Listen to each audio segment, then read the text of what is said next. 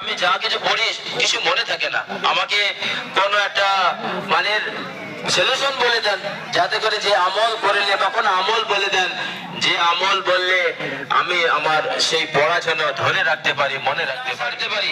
যে না ব্যবসার যদি আমি না ছাড়তে পারি, তাহলে আপনি মনে করে নেন যে আপনার নামাজ কিন্তু নামাজ হয়েছে না, শুধু ওই মাথা ঠকাই হয়েছে।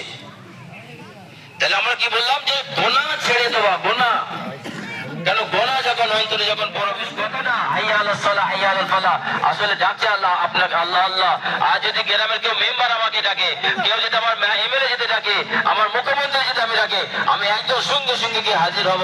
আর যদি আল্লাহ আপনাকে ডাকছে, আল্লাহ দিয়ে যায় সব শিখে ছেড়ে দিয়ে আপনি চলে যেতেন এমএলএর কাছে, না জানি কি জন্য আমাকে ডেকেছে, হয়তো কিছু অপরাধ যদি করেন সেটাও তার জন্যও চলে যাবেন, না জানি কি হবে।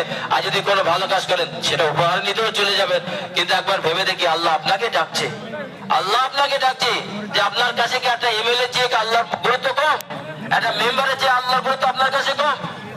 যদি তাই হয়, কেন আল্লাহ হাইয়া আলাস সালাহ হাইয়া আলাল ফালাহ এই আওয়াজ আসার পরে আপনি কেন মসজিদে হাজিরি দেন না? আপনি কেন মসজিদে উপস্থিত হলেন নামাজের জন্য?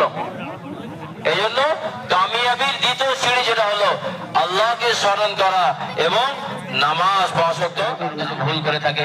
আমি ব্যক্তিগতভাবে আমি আপনাদের ইমাম সাহেব, আমি সারা বছর আপনাদের নামাজ পড়াই, আপনাদের যে কোনো প্রয়োজন হলে আপনাদের খেদমত আমি করি।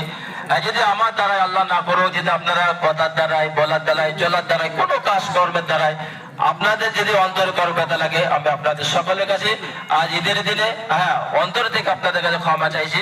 আপনারা সকলেই আমাকে ক্ষমা করে দেবেন এবং সকলেই একে অপরকে আপনারা এর সামনে কাঁথাগুলোর উপর করে নিই, যদি ফাঁকা থেকে থাকে আমরা সেগুলো উপর করে নেব।